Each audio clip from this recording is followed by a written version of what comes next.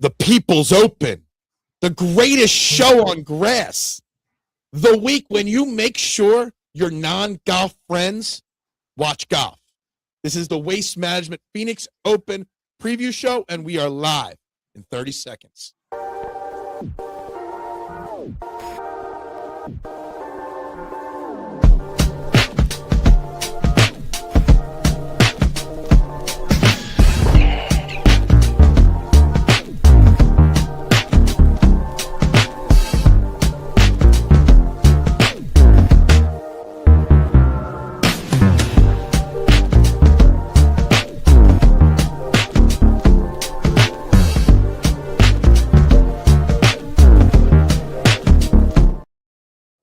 And a very good evening, everybody. Welcome one, welcome all to Fairway to Heaven, right here on the STT Sports Network. Guys, wherever you're watching, live or on replay, please do me that favor. Hit the like button wherever it is on your screen.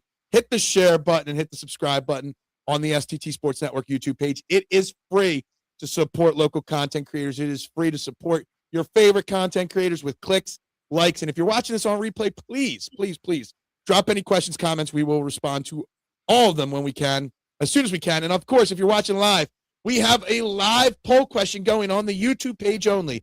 Are you okay now with the new Live golfers getting official World Golf Rankings? We're going to talk about that today, but please make sure you vote on the poll, and we will get to that later in the show. I am Phil Stiefel. We've got Jason Sullivan, as always, and subbing in for Soldier Steve is the great Rashad. He was just going to be the fourth wheel, but now he gets to be the third man of the team tonight. Good evening, gentlemen. Rashad, how are we doing tonight? It's great. It's great to be back. First appearance of 2026. You know, you guys always seem to get some positive momentum going at the beginning of the season, and then you decide to tank your ratings by having me on. So here we are, 2-year anniversary of my first appearance on the show, which was the Open in 2024. So it's good. Wow. I wish I would have known that. I would have pulled up a clip from it or something like that. I had no idea. No, please this don't. Is your anniversary. The only anniversary I know, Jason, because Facebook memory reminds me of it every single year, is the anniversary when we had BK on for the first time. That's all I know. Okay. I thought you were going to say the first fairway, the Fall Masters that we did. That pops up on my Facebook, November 2020. Yeah. That pops up every November on my Facebook feed for sure. That's the best part about Facebook. Facebook sucks, right? But Facebook is great because of their memory thing. Yeah. Right. I love it because I do a morning show every single day right here on this channel, but I get to see what I talked about 2 years ago, 3 years ago, 4 years ago, every single day. And man, I've had some bad takes over the years. Yeah. I think it's too for like Rashad and myself. Like you see Facebook, we talk about how it sucks. Obviously, we all agree it sucks. But like when you have kids and you see like, 4 years ago today, this little guy that's a little shithead now was really a cute little kid. You know what I mean? Like. How can you say that about the man Jax? Come on now. Be nice to my boy over there. He's a good boy. He's just a little too cool for school these days. Yeah, that's pretty much every kid once they get to a certain age. Anyway, we are here to break down this week's Waste Management Phoenix Open, but we'd be remiss not to at least touch on last week's event and Justin Rose. If I would have told you 2 or 3 years ago, either of you, Rashad, we'll start with you, but if I would have told you that Justin Rose at 45 years old would become the number 3 ranked golfer in the world, would you have told me I was crazy? I don't know that I would have told you you were crazy. 3 is a bit much. Yeah, top 10 maybe, because he's always had the tools. It was just whether or not he could keep it together for 4 rounds. I mean, obviously we saw the Masters last year. He led for the greater part of the tournament, and then he kind of started to slide away. And I think there was a good part of us that kind of expected a little bit of that to show this week or last week at Torrey Pines. But I mean, the guy's just on an unbelievable run. I remember when I was on this show last time, we did the infamous comparison to Nick Taylor at the I believe it was the St. Jude, and then he goes out and wins the tournament, and didn't see that happening. Thank God I played a lot of him on DraftKings. But yeah, I mean it's just crazy what he's done at his age. He's the same age as me, so when I look at my life and look at his life and look at his career and my career, it's like dangerous. I don't really have any excuses, do I? No excuses, Jason. I mean, that was a pretty dominating performance. And I did say on this show last week not to play Justin Rose because I was playing Justin Rose. And I always get Justin Rose wrong. But hey, guess what? I had my first profitable week in week 3 of the year because I played a lot of Justin Rose. What do you think? I mean, was it boring? or was it exciting to see a 45-year-old guy dominate an event like that? I thought it was pretty exciting. I mean, like, you don't expect him to come out in that fashion either. I think if you see Rose winning, you expect it to be like the Open, where, like, these tougher courses where you think, maybe 10 under, 12 under, somewhere around there. But I think the fashion that he did it, I mean, like, he had 4 really good rounds. Like, I mean, you saw him come out at the North Course on fire. Obviously, he came up the next day. I think he shot 7 under at the South Course. It's like this dude was just on fire the whole weekend. I mean, it's fun to watch him, especially when he's rolling with the putter. Like, that dude can make birdies in a hurry when he's rolling the way he is. And I don't know. I just like I like the older guys. I like when they win, and he's such a nice guy and such a good guy. I also just don't understand how he does. Like, he's not like the biggest hitter. He's not he doesn't do any one thing really well except for grind. I mean, he is a grinder, but yet he just won an event. What was the final score? 21 under, whatever it was. Like, he won that. Like, I don't expect Justin Rose to win shootouts like that. That's when I get kind of shocked like that. And he's so clutch. I mean, like, that's one thing you could say. Like, yeah, he's not elite at anything skill set wise, but I think he's got that clutch. I mean, we've seen it in the Ryder Cup, we've seen it in the Open. It's like, this dude, when he gets rolling with the putter, he's really tough to beat, and that's what he did last week for 4 rounds, basically. Yeah. 4 rounds of domination. I mean, even in the middle rounds, I mean, I didn't watch a ton of it, but I did watch a good bit of it on Saturday. And, you look at, you talk about rolling the rock. I mean, you don't even really have to roll the rock when you're hitting it to 8 feet on every single hole. And it was, I mean, they even made it they even said it on the broadcast. They're like, he's putted last like 4 straight holes or whatever it was. He was just hitting it closer than everybody else. And, to go back to the ball speed thing, I mean, he actually has gained ball speed the last few years. He has been putting the work in. But when you're playing Torrey Pines in perfect conditions, you're hitting every fairway, you're hitting it to 8 feet on every hole. I mean, that's just, you don't even have to be elite at everything. He's just consistent. And then, of course, like you said, he has a good putter, so he's going to make putts. And it's just hard for anybody else to keep up. Yeah, no, absolutely. But he takes the week off. I think he's going home for a couple weeks. He'll be back on tour in a few weeks and stuff like that. This is the Waste Management Phoenix Open. Some people claim that this is really when the PGA Tour season starts. Obviously, we're going to talk about the crowds and stuff like that. But this is like, I mean, what, you got 12 of the top 20 golfers. You've got one of the deepest fields so far this week. And, you got a lot of storylines going into this week. Jason, what would be your first thought process when you're looking at the Waste Management this year specifically? Are you thinking about the crowds? Are you thinking about the field? Are you thinking about Brooks being, week 2 for Brooks? Like, what's your mindset going into this week? First and foremost, can anybody beat Scottie? That's my first mindset. Okay. I think that's a great first thought to have. But no, I do agree with you. I think this is for the not for us because we're diehards, but I think for the casual fan, I think this is the opening of golf. I think we see bigger fields. Everybody knows the 16th hole, the crazy crowds and everything like that. Plus football ends, so people we're getting in that weird time frame where football's over before the playoffs start in hockey and basketball, and baseball hasn't started yet. So it is kind of the sweet spot for golf, and you're going to see a lot of eyes tune in, especially because it's the lead up to the Super Bowl and then going forward. So we got some exciting times coming up. For casual golfers, you got the 4 majors, you got the Players, you got the Ryder Cup when the Ryder Cup happens, and you got the Waste Management. Like, most casual fans know what the WMPO is because of the crowds and stuff like that.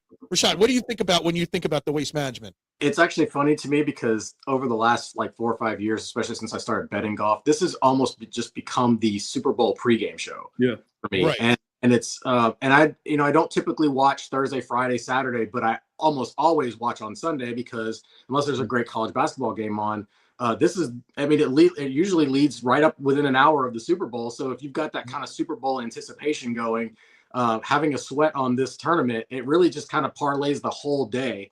And so I hope they never move this event off of the Super Bowl week because to me, they're almost one and the same. It's just literally just a lead in one into the other. It's almost like the 2 Final Four games. You have one and then you have the other. And it's like, this is kind of that duality, of just having those 2 back to back. And so I just, that's what I associate it with is that, okay, this is, they give the trophy and then we go right to the Super Bowl telecast. Yep. Well, and it's been such a competitive tournament too. I think we've seen, I don't know the exact statistic, but it seems like since 2017, we've seen 6 or 7 playoffs. It's been a really good competitive tournament. We haven't seen too many runaways here, and it's been really entertaining to watch for the casual fan that, like you said, except for last year when Thomas Dietrich pretty much ran away with it. What is it about this? You think about this. I wrote down, I forget who said this, the third most predictive course on tour. Wiley and Augusta, and then it's TPC Scottsdale. You think about it. Scottie won his first, but won back-to-back here. Hideki's won back-to-back. Brooks has won this event twice. Normally you don't get runaways, and normally you don't get long shots winning here because it is TPC Scottsdale. It's a TPC course. It is difficult. Rashad, I don't know if you've ever been to Scottsdale for this course, but what do you know about this course, and why does it make it that it's almost always close? It's almost always elite players that are coming out on top. I think the biggest one for me is that when you look at events that have juice, right? So the majors, the majors always have juice. So it brings out the best in the elite players and the high end competitors.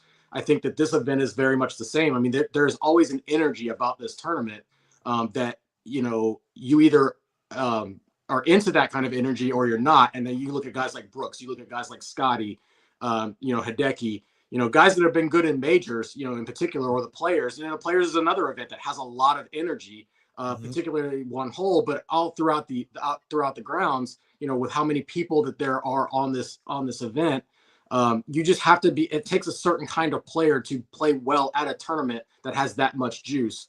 No different than football, right? You look at college football, you look at some of these like the SEC or the Big Ten, where they have these massive stadiums that are so loud. It takes certain kinds of players to be able to handle that kind of pressure. And I think this is another one of those instances where you just have to be you have to have a certain mindset to be able to thrive in an environment like this. It's funny because that kind of perfectly segues the other question I was going to ask Jason as a pivot. There was, if you look at it, Brooks, Scottie, Hideki, they're not guys that thrive off of energy to win. They don't need the energy to win. Most of the guys you see winning this event are the ones that are able to block out the noise, right? So everyone talks about the energy at this event. Doesn't it almost make sense, Jason, to be able to block it out to have success at this event? I think it does, because I think it does get to you. I think Horschel was talking about it. He's like, kind of getting a little bit old and stuff like that. I think that it takes a certain mindset, I think, here. Like, first of all, it helps when the fans are on your side. Like, I mean, we saw, I always go back to this tournament. I always think of, like, remember those like 3 or 4 year stretch where it was like Hideki and Rickie were winning it every year and they were kind of dueling each other, and Rickie blew it the one year and then he came back and won the next year, and Hideki won 2 years in a row. It's like, it takes a certain mentality on this course. It's not the typical tournament. So I do think it takes a certain guy, and it's like, you either got to be the fan favorite that we see, like Rickie, or just the killer, like Brooks and Scottie and Hideki in its own way. And apparently Thomas Dietrich last year. And everybody, and then Thomas Dietrich, didn't see that one. Yeah. And then dude, I forget the exact number. I had it written down, but I had my worst week of the year this week last year. Just so you know, I was so off course last year with this event. I also had last year Scottie Scheffler in 19 of my 20 lineups, and he had his worst run of the year, finishing 25th place last year at this event. Jason, Scottie Scheffler and the crew, what are they looking at Scottsdale? What's the specs on this course? 7,200, 61 yards, par 71, Poa Trivialis greens. Water on 6 holes, 67 bunkers. We all kind of know the course. Like, not too much has changed with the course. It's going to be mid to long irons is going to be the key this week, I think, and then just tee to green in general. Like, you're gonna need guys. They don't necessarily have to be long, but I think that does help. But you're also going to need guys that just gain off the tee. That's a huge thing, and tee to green is by far the most important thing this week. So we pretty much all know the specs of the course, but I think that pretty much gives it, what driving distance doesn't matter, but does matter. Rashad, I know you've played a lot of golf in your days. Obviously, there's an elevation difference here at this course. Have you ever played at a place that's like massively above sea level, or where the elevation has affected your game? Because I never have. I've only ever played really in PA and in Florida, where it's not a big deal. And I'm always curious about how that messes with your mindset and stuff like that. With regular golfers, yes, it sure it will mess with your mind, because it'll hit the ball further than you expect to, or not as far as you expect to, depending on where you're coming from. With these guys, I mean, the advent of TrackMan and FlightScope and some of these launch monitors that these guys practice with on a regular basis, It's just a math problem to these guys. They go to the range.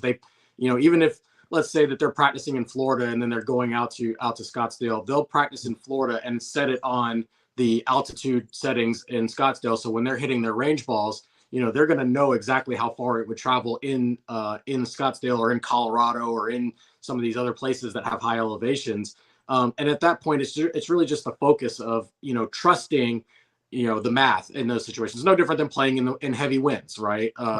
So it's is it different? Yes, but as Jack Nicklaus said, if you're able to block all of that out, like we said with the crowds, you're going to be just fine. But if you're constantly second guessing yourself with yardages and whatnot, then that's when those are the guys that are going to struggle. Obviously, what Jason said, I agree with everything he said about the course. Do you have anything to add to the course? I'm really debating because normally this is about, like, it's pretty predictive. We know that, but also the scores always bunch together, and that's 16 to 19 under. Obviously, last year with Thomas Dietrich just running away, that number jumped way into the 20s. But as golf progresses, I could see the score still getting into the low 20s this year. So it makes me think birdies are better, maybe a little bit on the bogey avoidance and stuff like that. But what do you think of, key things to watch for in golfers this week? I think the driving, we always say driving distance doesn't matter until it does, but it does because, these greens, it seems like the weather has been pretty good there. So I expect the greens to be fairly firm. So obviously that's going to make a big difference. So, when you talk about driving distance, well, what does driving distance mean? It means that you have shorter clubs into these greens, which means that you're able to pin seek a lot better. So obviously driving distance does matter, but it also matters that you keep it in play so that you can attack these greens. The big thing, par 5 scoring is going to be big. All the par 5s are scoreable out here. So obviously, and again, favors the longer hitters. You also have that drivable par 4, number 17, which would benefit. And then, short game. I think short game is very, typically with TPC courses, their fight back is around the green, and hazard play. So guys that are able to scramble very well will benefit, I believe. Okay, so this is obviously a smaller field. What's there, 121 players in this field? 123? I think it's 121. What's that? I think it's 121 because of Brooks. That's right. So obviously, it's still the normal, typical cut line. So there's a lot of, more than half the field is going to make the cut, in the end. So there's a little bit of that risk-reward availability. But like, 2 weeks ago with Scottie Scheffler, he's in the field. The question is to play or not to play Scottie Scheffler. He went from 14-2. He got an increase to 14-5 this week. And there's only one other golfer in the 10K or above range at Xander Schauffele who's at 10-5, a full 4K below. So I'm going to ask you both this question.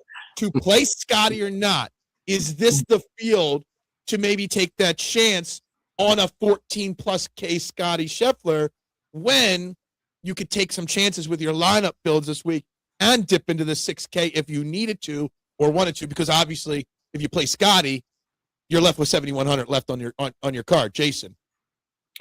It does hurt. I mean, I'm not going to lie. It does hurt when you see that 7,100 for the remaining 5 players. But so I'm usually team fade Scottie when he's this expensive, but I'm actually flip-flop this week. I just think, okay. I mean, even Vegas, like saying that he basically has a 33% chance to win based off his odds, that's insane.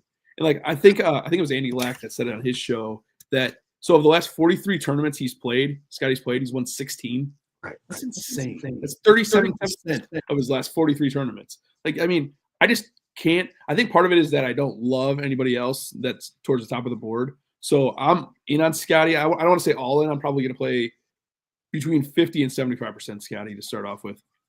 Does that mean then you're out on Xander then as well? No, I'm actually in on Xander. If I don't start with Scottie, I'm actually going to play Xander too. Okay. So I just don't love Xander. So the course history is so amazing, but I don't think he looked as bad last week. I think he's going to scare some people off because they saw the missed cut.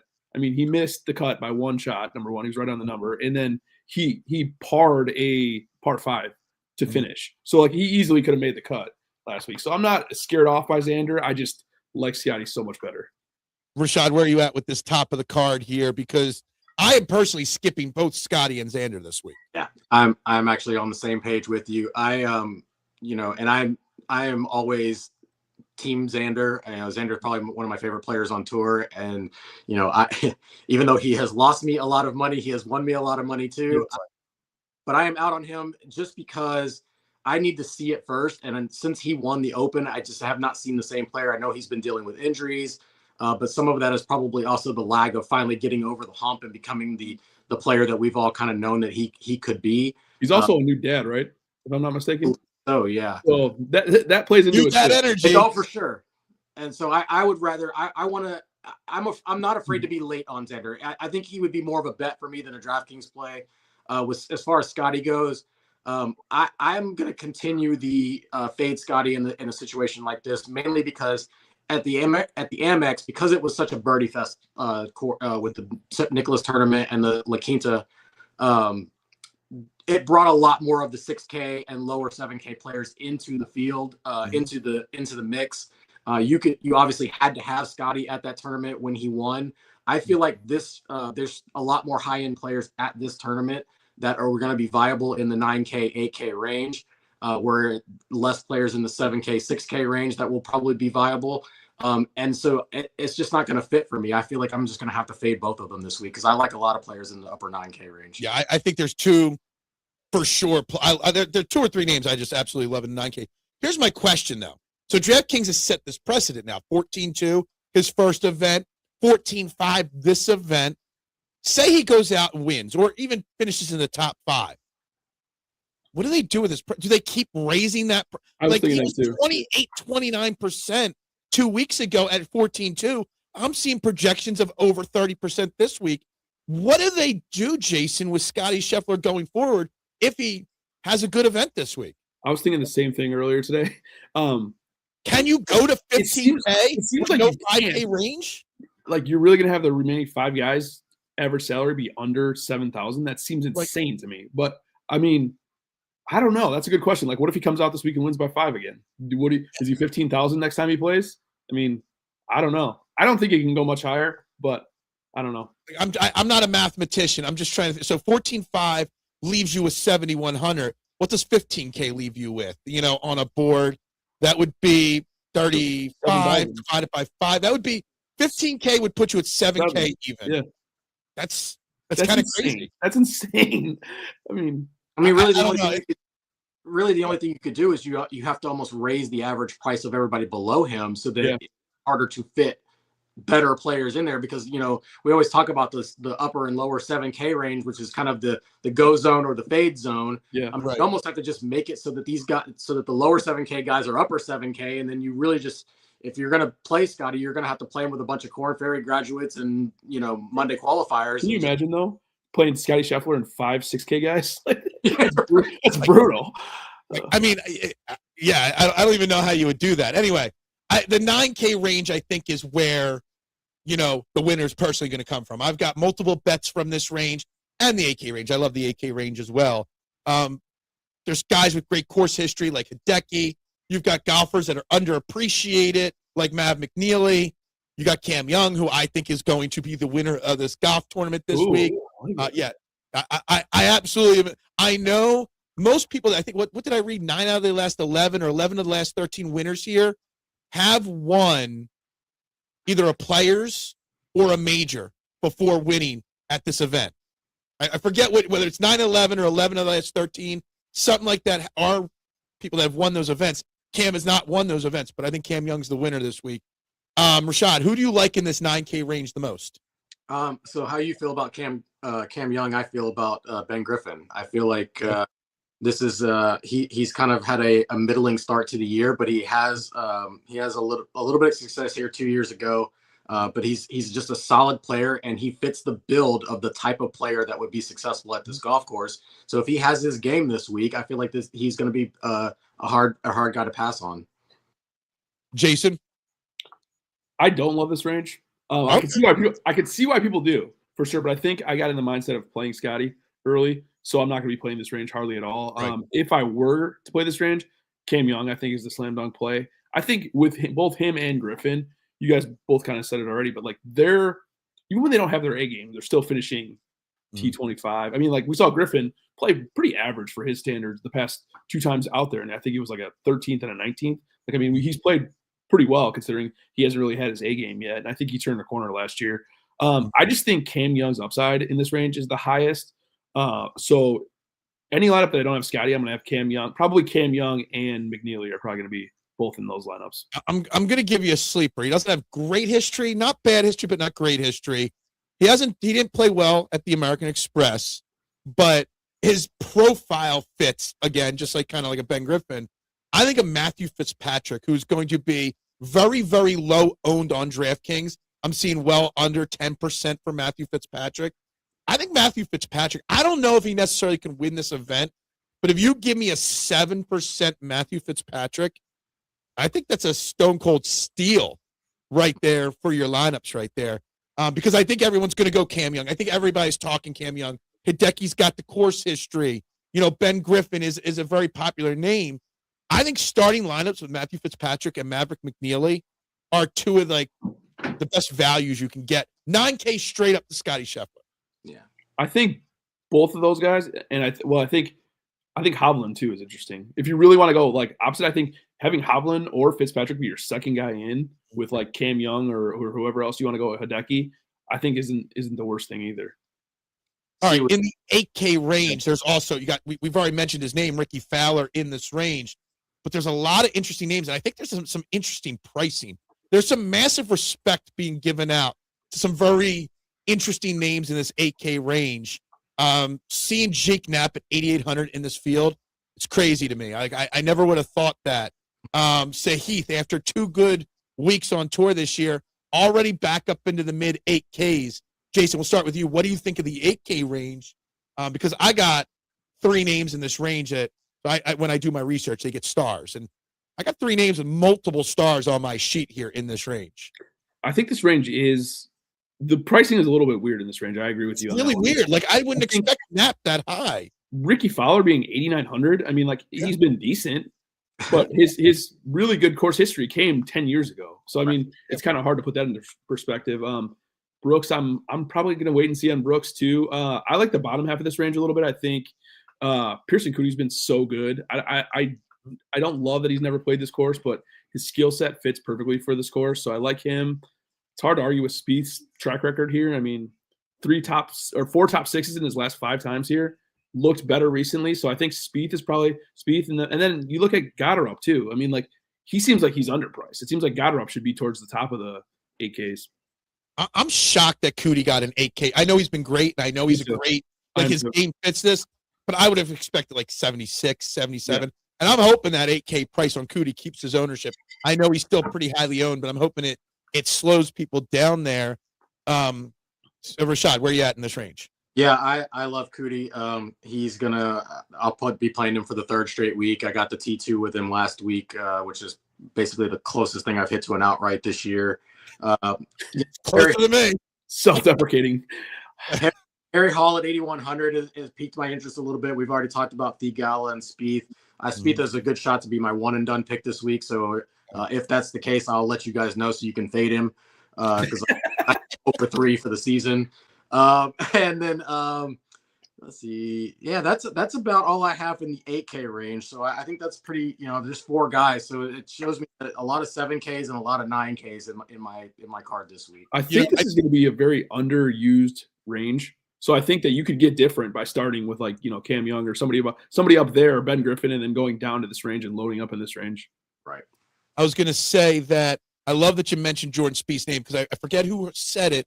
I was listening to a podcast today, and they were talking about how Spieth has been inconsistent, obviously, with injuries and his game the last couple of years. But despite all of that, he still finishes in the top 10 every time he plays here. So there's a way that you can get different. And I know he's not been great also, but another way to get different is Collin Morikawa in this range. Yeah. And, he's a ball striker. He is. He's a tee to green guy. His short game gets a little wonky. Sometimes he's a little wavery off the tee, but the guy can hit an iron still. Even when he's at his worst, he's still better than most with his iron. And I'm not suggesting play a lot of Collin Morikawa, but if you want to load up on somebody that's going to be 20%, going and taking a stab on Collin Morikawa, if 60% of the field's making the cut, Collin Morikawa is making the cut. You know what I mean? So that gives you the opportunity to be different there in Collin Morikawa there. So that's where I'm going with that one. I don't hate Harris English either at 8,600. No. He's got a good course history here as well, and he's always a pretty solid ball striker. My question with Harris English is, can he go low enough to contend? I mean, he can't. Enough birdies to contend. Yeah, I mean, it's in an event that's 10 under or 8 under. I love Harris English, no matter what his price is. But when you're talking 22 under, maybe as a winning score, 20 under, can Harris English get even close to that? I don't know. That's fair. Okay, 7K range. Interesting. I was kind of confused on where to go in this range. I really was. Sepp Straka, obviously, at the top of the range with Corey Connors. You got some interesting names in the middle.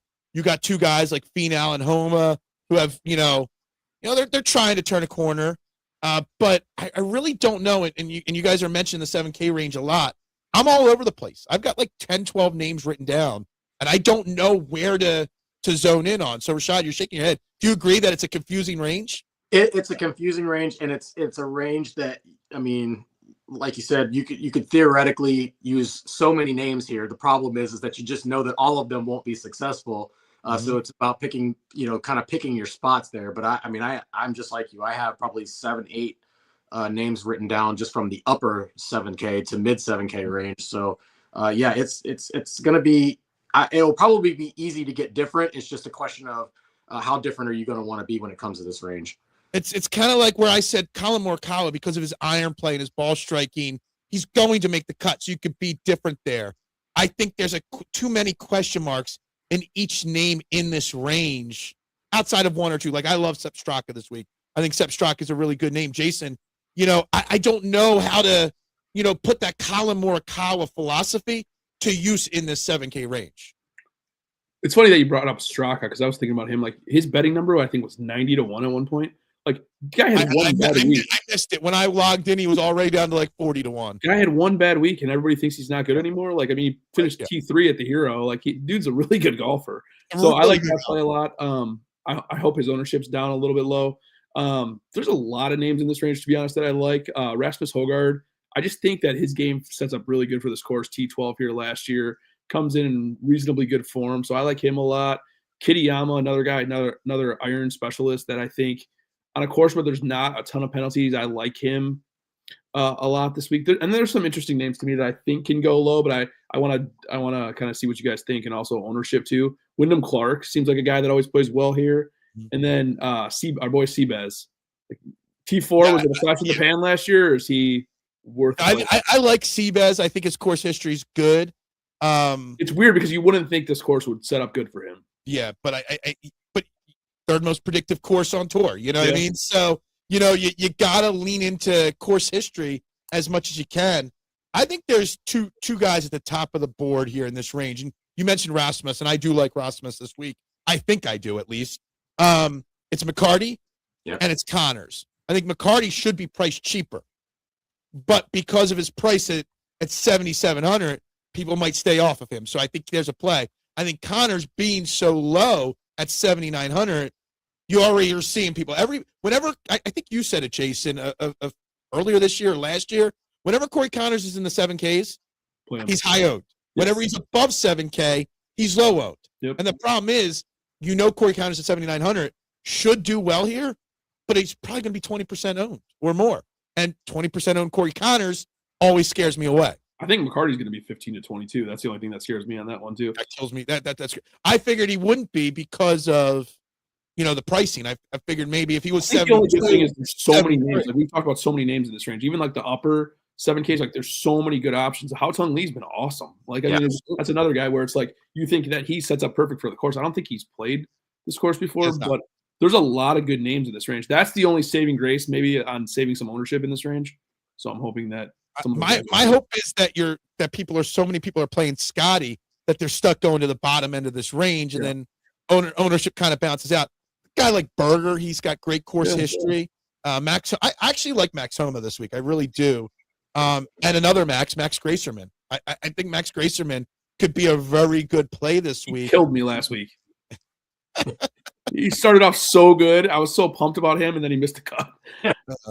So the way it goes right there. You mentioned Wyndham Clark. Wyndham Clark was my one and done last week. And, I mean, he made the cut. He did okay. But did he do anything to really massively impress me? And the way I'm looking at this week, if I'm torn on a player, and I'm past the ownership checkpoint, course history checkpoint. I'm still torn. Do I think their personality, like we talked about earlier, Scottie Scheffler and Hideki, they stay even keeled. You guys don't get this, but they're the Jalen Hurts of golf. They don't get too high or too low emotionally, speaking. Wyndham Clark's a guy that emotions get the better of him. And in a course like this, I don't know what his course history is off the top of my head. It's good. Is it? My thought process is if his game's not perfect, that he can lose control really quickly at a course like this. He's got 10, 41, 10, miscut 36, miscut 34. So he's got 2 miscuts. He's got 2 top 20s and a bunch of middling events. So he's got okay course history. Right. Not great, not his bad. game would fit this course, though. I mean, like, he's a decent course history, but I feel like his game, I mean, like, obviously he sprays it a little bit, but, like, he's kind of like a bomb and putt kind of guy. So I like him this week, actually. All right. I hope nobody's on him. Yeah. Hopefully nobody's on him for you, right? Yes. How about the 6K range? I've only got I wrote down like 10 or 12 names in the 6K range because I thought I was going to play Scottie. Now I'm deciding not to play Scottie. I really think there's only one name I might play in the 6K range, and that's Akshay Bhatia, because I just kind of feel like his personality fits this crowd. I don't think he can win the event. I doubt he can win the event. But if you're going to play Scottie, if you're going to play Xander, you got to dip into the 6K. And with the high percentage making the cut, you could take those chances. Rashad, do you like any of these cheap guys down here this week? So I actually liked more of them than I thought. I'm probably going to try to go back to Austin Smotherman, even though he burned me last week, and I had him like in almost 50% of my lineups. He burned me the week before too. He's burning a lot. Everyone's so high on him every week. Yeah, he's burning everybody. Yeah, he modeled really well for me. I guess I'm playing maybe the emotional card, but he modeled well for me. I'm going to go to Michael Brennan at 6,800. Dan Brown at 6,900. This is kind of the part of the year where there's a lot of guys that you don't know a whole lot about. But if they model well, maybe this is the time that you kind of take a chance on them and kind of get to know them a little bit, so that you can kind of find out what they're about. Mac Meisner at 6,800 is another one that stuck out to me. And then I've got Sammy Valimaki rated really well in my model this week at 67. Patton Gazire, even though he's kind of boom or bust at 61, might make some of those high stars and scrubs lineups work a little bit better. There's a couple guys that you might just take a flyer on if they rate high in your model, just to see if it works. Real quick, can you explain? So obviously Michael Brennan, a lot of people are going to be off him because he got DQ'd last week. Right. What's up, Rashad, with the DQ? What did he do so wrong last week that got him DQ'd? So the tour changed the rules a few years ago that you can't have green books that kind of basically give you everything about the slope of the greens, because green reading is considered a skill. So the tour tightened up the rules on it. Well, Michael Brennan, obviously, if you don't know his story, he basically jumped from the PGA Americas over the Korn Ferry Tour, won an event, I believe, in the fall, and earned his PGA Tour card. So this is kind of his first soiree on the big stage, and because of that, he hired a data guy, a stats guy, as a lot of tour pros have, and they were kind of going over their notes from the tournament from day one of the Farmers, and as he was going over the notes, he was making notes in his yardage book about the greens as they were talking, and he happened to say it to his data guy, and his data guy was like, "Well, no, you can't do that. That's against the rules." Well, the rule is actually if you do it once, it's just a warning, but if you do it twice, it's a disqualification. Well, obviously he played the entire round doing it, so he had to. So the good thing about it is that he actually called the tour himself and called it in on himself. It wasn't found out. Like you can even see, I believe Michael Kim was the one that tweeted that if he hadn't said anything, nobody would have even known. Yeah, I got mad. That's what I was hoping you got to that point of it there. That I got mad respect for the guy because he definitely golf is it's a gentleman's game, right? You're supposed to be honest. You're supposed to be honest on your scorecard, and stuff like that. He could have easily just said no or not reported it, or that isn't it like he could mark certain things before the round, or there's certain if he wasn't given that information, he could mark it down. He could have easily lied or not said anything and gotten away with it. So I have mad respect for a pro golfer that's new on tour, admitting his mistake like that. Right. It's like the opposite of Patrick Reed. Patrick Reed would have done the exact opposite. Yo, what's up with Patrick Reed catching strays? I love Patrick Reed. That's coming from a Patrick Reed slappy over here. I know. The dude blew it in the playoff last week on the DP World Tour. He would have tried his best to do that every round and still cheat and get away with it. Right. Jason, do you got any other names here in the 6K range that you like? I do. I'm a little bit nervous about ownership in this range because I think the names that go to Scottie, I think are going to go to Shank, who I actually really like this week a lot. He was T11 last week. 3 really good years here for course history too. So I like Shank. Hoagie's good every other year here, and this happens to be the every other year. So that's interesting to me. And then Harmon seems underpriced. $6,800 for a guy that pretty much makes the cut every time he plays here is a little bit weird to me. So yeah, those 3 are probably my favorites. I just worry about ownership in this range, and that makes the Scottie playing even more tricky because I think if everybody starts going to the same names in this range, that makes it even more difficult to play Scottie. I'm kind of at the point where I had my best week in even dating back to last year without playing a single guy in the 6K range last That's week. what I used to do. Yeah. Smart. And I had like my best week in a while, and I'm kind of at the point where I want to avoid this range. But like I said, Akshay Patel, I kind of like Mackenzie Hughes this week. Brown, I like this week. Rio, Hista, whatever, say his name is. He's been good. Other names that you guys said, Smotherman. There's a lot of names that intrigue me. But I just had a lot of success skipping this range completely. I might want to just skip it totally. That used to be my philosophy in DFS. Play as little 6K as humanly possible. Yeah, well, it worked last week. I don't know if it'll work this week. We'll see. All right, let's get on with it. I don't have a great graphic this week because Steven's being a slacker and chilling in his hotel room with a cocktail, enjoying himself. Yeah, doing his work for the week. Probably but I won the DFS contest last week. I don't remember I don't know if you have tracked the one and dones. I had Wyndham Clark. I don't know what you guys had one and done wise. I had Gerard, who finished really well, and then Steve had. I forget who Steve had. Steve's still in first. I'm in second. Steve's still in first. I'm still in last place because that was the first time I actually picked the guy that finished in the top 25 one and done wise. But for our contest that we do every single week, where we're going to draft a lineup to each year, no duplicates, guys. But before we do that, guys, you're watching Fairway to Heaven on the STT Sports Network. Again, if you're watching this on replay, drop your comments. Still make sure you hit the like button and the share button and the subscribe button. We're going to go this week. Jason, you're going to pick number 1. Since I get to pick this. Rashad, you're going to be the middle guy, and I'm going to back, in the 3 hole tonight. So, Jason, you get to kick us off lineup-wise tonight. I'm going to go Scottie. I'm going to go right off the bat with Scottie. We're going to see what a Scottie lineup looks like very quickly here. All right. I will I'm going to go Ben Griffin. Ben Griffin. Gotcha. All right, so I'm going to put my money where my mouth is on a sneaky play. I'm going to go Matthew Fitzpatrick with my first pick, and I'm going to stay right up there at the top, and I'm going to go with Mav McNeely. I'm going to go with 2 9K guys right off the bat. So I think that's a great way to start a lineup there. Mav and Fitz. I'm going to, with my second pick, I'm going to go with Hao Tong Lee. That's a good pick. Yeah. I mean, we all fell in love with Hao Tong Lee during his final round with Scottie Scheffler last year. So, He rated second in my model this week. So I got a good omen. So, wow. I'm going to go 2 value guys. I'm going to go Adam Schenk. I'm going to go Mac Meisner. Nice. All right. 82.50. Real quick before you go, you said Hao Tong Lee was number 2 in your model. He was a good. And he's 76th in my model. Okay. That's how much of a difference between 2 models can be. I knew he wasn't good in my model this week. I just had to Google, so I look it up on my model there.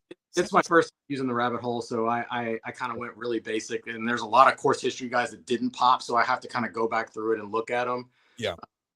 Another course history guy that we actually did not talk about in the 7K range, I'm going to go Nick Taylor. Oh, I like that one. Yeah, I like Nick Taylor there. He's good until he's not good. And when he's good, you play him. Actually, he's not good. Classic. All right, we're going to go Seabez with my next pick. And we are going to Can you say his full name for us? No. Christian Buzudenhout and Max Gracerman. Gracerman and Seabass. All right. I got 3. You know what? You play Max Homa at Max Homa courses. So Ooh. I think that's a smart play. I was just trying to figure out where I was fitting Max Homa into my lineup. So, that's a good play right there, Max Homa. I'm going to go Bridgman. And then I'm going to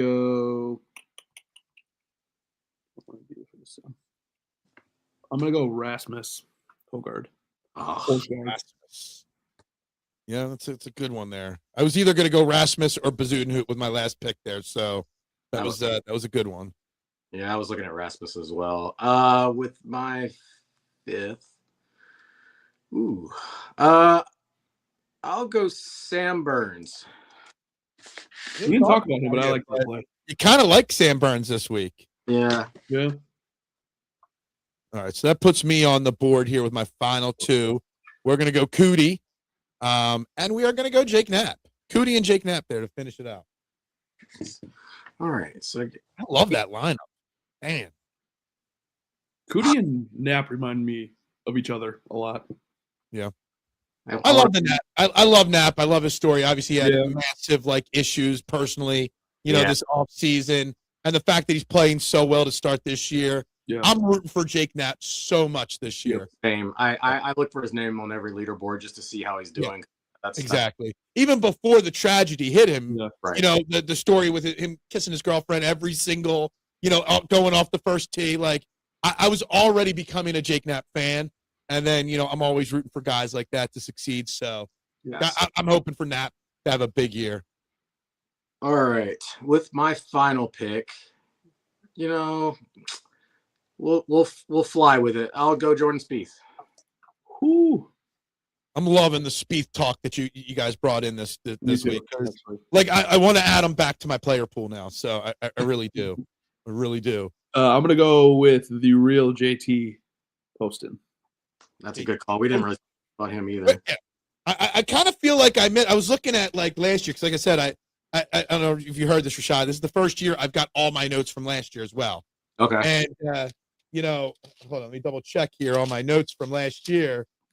Yeah, I had a lot of JT. I had JT as an outright last year. I had JT in lineups. The other JT, the real JT. Thomas. And I never thought I'd say this. I miss JT on tour right now. So I'm either rooting for him or against him really hard every single week. And him not being there, I don't know. I kind of miss JT. This is a good event for him too. Never won, but he always came close. 11-1 last year to win this event, and I bet him I never bet 10-1, 11-1 guys. I bet him at 11-1 last year in this event, and obviously he didn't win, but yeah. All right, so we got our lineups done. Jason, one and done. What are you doing this week? Oh, you're gonna go first, actually. Oh, am I? Okay. I'm going Matthew Fitzpatrick with my one and done this week. Fitz magic. Yep. I'm all over the Fitz train this week. Jason, we talked about this. I asked you the question last week about one and dones and when is it time to save guys and when's it time not to. We discussed, when you think a guy's going to win, you just play him, right? But I was listening to Rick Run Good, and Rick Run Good actually went in his DFS show a little bit on one and dones this week, and he said you've got to save sometimes your big names for the bigger payout events, the elevated events. So don't use Scottie on a week like this. You save Scottie, just using it as an example, for a signature event when the prize pool is a little bit higher. So I just wanted to throw that out there that we were discussing it last week, and he completely went in the other direction on what we were saying. And Rick Run Good, he's way smarter than both of us combined. I was going to say, don't listen to me on one and dones ever. Exactly. Listen to Rick. He knows what he's whatever I say, probably play somebody else. I'm going to go Matt McNeely. It was between Matt McNeely and Fitz for me. Yeah. You're in some one and dones, right, Rashad? Who are you going with this week? I'm in the Mayo and the Rick Run Good one. I'm probably just because I need to get on the board, so I'm going to go with a high end player this week, and I'm going to go ahead and probably take Ben Griffin. Okay, yep. Safe, good, solid pick right there. Rashad, do you have any outrights this week placed? No, actually, sound like a broken record, but Ben Griffin is actually the only guy I've bet this week. As soon as I did my model and kind of looked at it, I already liked him as a play. I went ahead and jumped on that one. But no, I haven't. I've experimenting with something different this year because Hard Rock doesn't do each ways, but I always hear about each way. So what I've started doing is dividing my bet and just betting the outright, the top 5, top 10, top 20.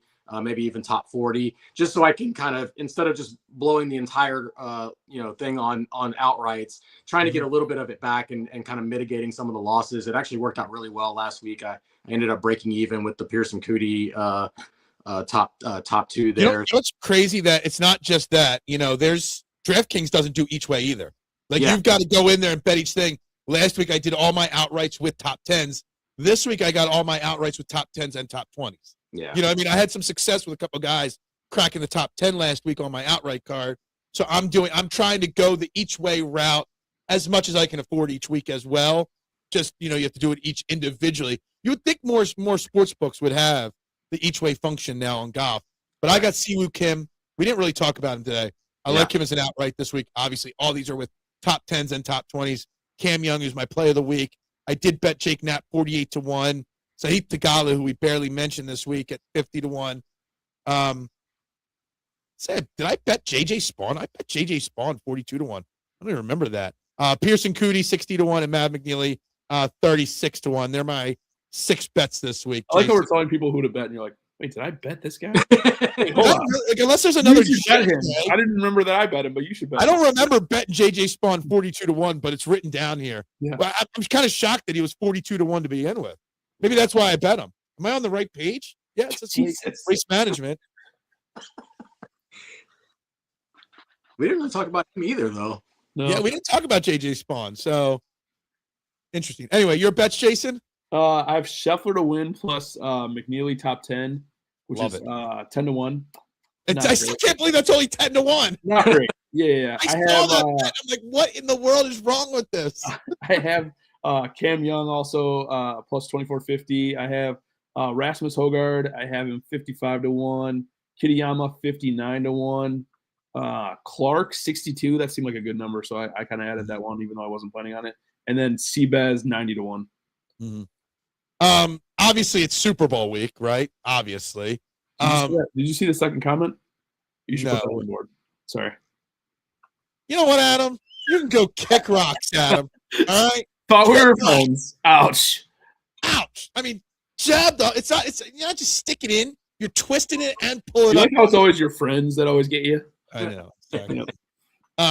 It's obviously Super Bowl, biggest betting week of the year. And I know you guys are probably not prepared for this, but you gotta bet to kind of like. I've got $3 left in my betting card this week. Right now, I'm looking at a Scottie Scheffler outright with a New England Patriots money line, pays only 8.5-1.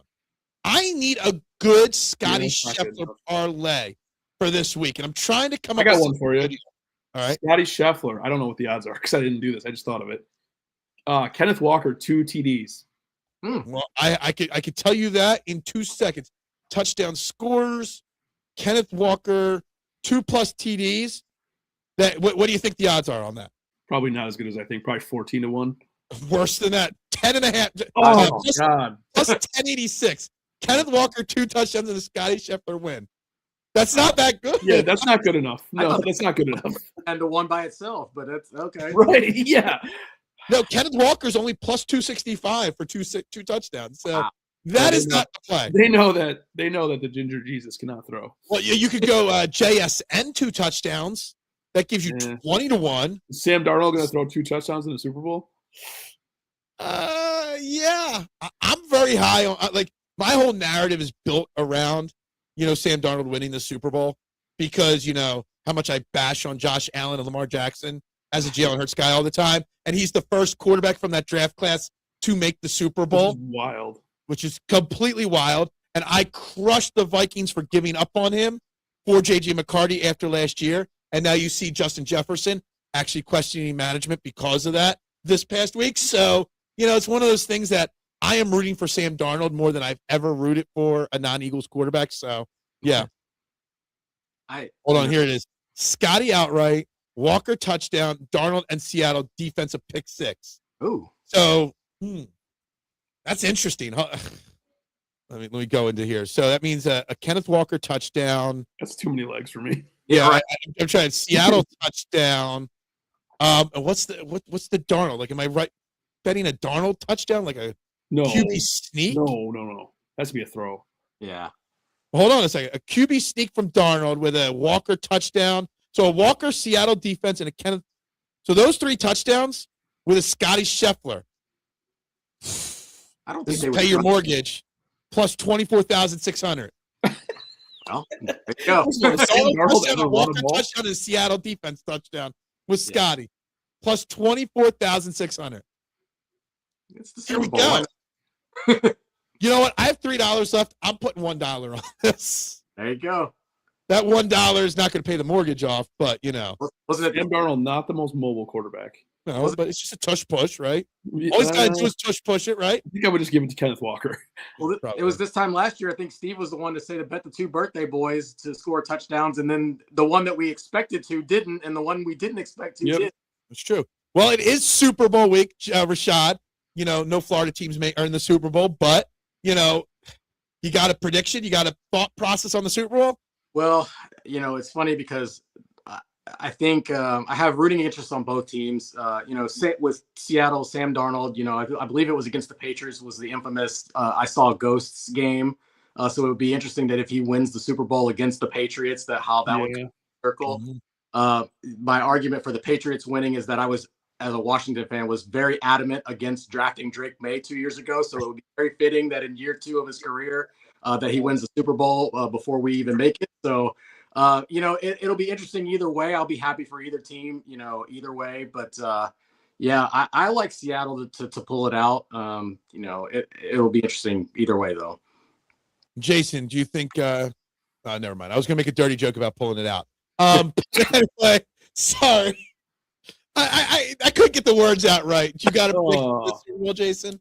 I don't even know what to say anymore. I don't even know what to say either. No, I think the same thing. I think Seattle is a more complete team.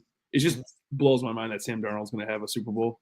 That absolutely blows my mind. No, I think they're a more complete team. I think the Patriots. I worry about the Patriots being able to score a lot. So I think if it becomes a shootout, I don't think the Patriots can hang. So I could see, I think, double-digit victory for Seattle. A double-digit victory. Wow. All right. I like that. I like that prediction. Hold 14, on. I'm going to go further. 14 plus. All right. 14 plus. Yes. That could go in your Scottie parlay. I'm looking this one up here real quick here. Where are the freaking odd lines on? I don't think the Patriots are as good as everybody else thinks they are. I think that's part of it. I'm trying to find the money line parlays here on this, like how I just sorry, I'm trying to do DraftKings and run the board here. Show is canceled. Yeah. I'm gonna go. I agree. I think Seattle wins this. I think it'll be a little closer. I think it's going to be a low scoring game. I don't think it's going to be a shootout. So right now the over under is at 45.5. I'm going the under. I almost like if you go Seattle money line with the under 45.5, and still parlayed with Scottie Scheffler. It's still only 7.5 to 1. That's still not as good as I thought that was going to be right that's there. That's insane, but that's the odds. Yeah, it is. Anyway, so there's one other thing I wanted to touch on. I want to get both your thoughts on it real quick before we wrap it up. Obviously, there's huge breaking news in the golf world today, and that is that they have decided to give an award official world golf ranking, points to live golfers. Now, there are some caveats to that. You've got to be what they would claim is making the cut, and you still got to finish in the top 10 after officially making the cut, and you're only going to get alternate golf, what the points that they would give out on alternate events on the PGA Tour. Rashad, what do you think about the ruling today about the world golf rankings, and did they do it right? Did they not do it right? Should it never have been even brought up to begin with? I think it was only a matter of time before they got world ranking points. I'm probably in the minority of golf fans in that I think that the whole live and fractured golf situation has actually been better for golf, mainly because not so much for the regular season of the PGA Tour, although it has kind of opened a pathway to us being exposed to more players that otherwise wouldn't be. But the majors are far more intriguing now because of the built-in tension between the two entities there, that there's always this natural hype of, okay, now the live guys are playing with the PGA Tour guys. How's this, how are these first 2 rounds going to go? And I always kind of like that anticipation. And I feel like it's kind of hurt a little bit by the fact that we're going to see a lot more of Patrick Reed, once he gets back, and then Brooks, and if these other guys keep coming back, it's just going to be the same old tour where we're just seeing the same kind of 5 or 6 guys, and that's all we're really paying attention to. But I think it's going to be interesting for Liv because they seem to be kind of shying away from the older guard guys that they brought in and kind of going towards younger players. And now if they're giving out world ranking points and now they're able to pay these guys, it's going to be interesting to see how many of these younger stars, especially coming out of college, you already saw the kid from Ole Miss sign with them, but they're going to get these signing bonuses right out and then be right on the Live. Whereas with the PGA Tour, they still kind of have to earn their keep. It's going to be interesting to see what happens with the younger guard and how this affects that. They also are moving to a 72-hole event versus, the 3-round event that they had been doing, and you're hearing people speak out about that even like. Bryson was not pumped about it. Didn't Bryson say that's not what I signed up for? He was not pumped about it. No, Jason, what do you think of the whole world golf rankings? And we'll throw in the 72 holes, aspect of it as well. I think they're grasping for straws at this point. I think they know. Well, first of all, this is a huge thing for Liv, just getting the world golf rankings. I think absolutely. No matter what the points are, yes, getting any points is worth. I think they're grasping for straws, though. I think going to 72 holes, I think is just them trying to it seems like they're trying to throw stuff at the wall and see what sticks at this point, because they know damn well that they can't lose some of these stars. I mean, if they lose Bryson, this is over. And it doesn't seem like he's too pumped at the moment right now. Like he's literally just saying like, I'm going to play on my contract. Like, yeah, what if they throw $500 million at him? That changes everything. But yeah. I don't know. I think Rashad said it probably better than I could even say it. I think it is good for the majors for sure, but I do think that Liv is kind of just grasping for anything they can hold on to at this point. It's just interesting because we didn't really talk much about Brooks Koepka's re-debut on the PGA Tour. We kind of hinted at his name a little bit this week, but that's it, which is weird because he's got great course history here, having won here before, at TPC Scottsdale. But I kind of feel like the return from the PGA or from Liv to the PGA Tour, it was a talking point for 3 minutes. And then it was right back to golf, right?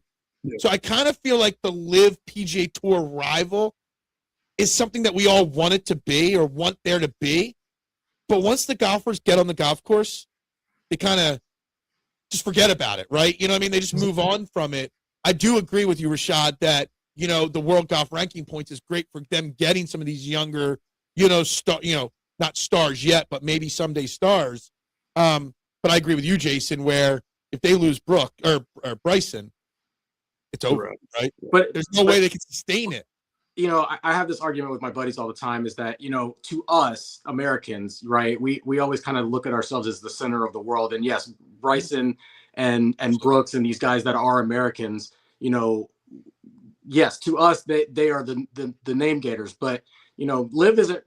I think they've kind of figured out that they're not going to win in the U.S., right? The PGA Tour is always going to be king in the U.S. So what they've started doing is they've started kind of attacking these other countries that are very, like when you look at the Olympics, right? Olympics, we care about American athletes in the Olympics all the way until the Olympics is over, and then we forget who they are, right? Especially if they're in sports that are not commonplace in the U.S.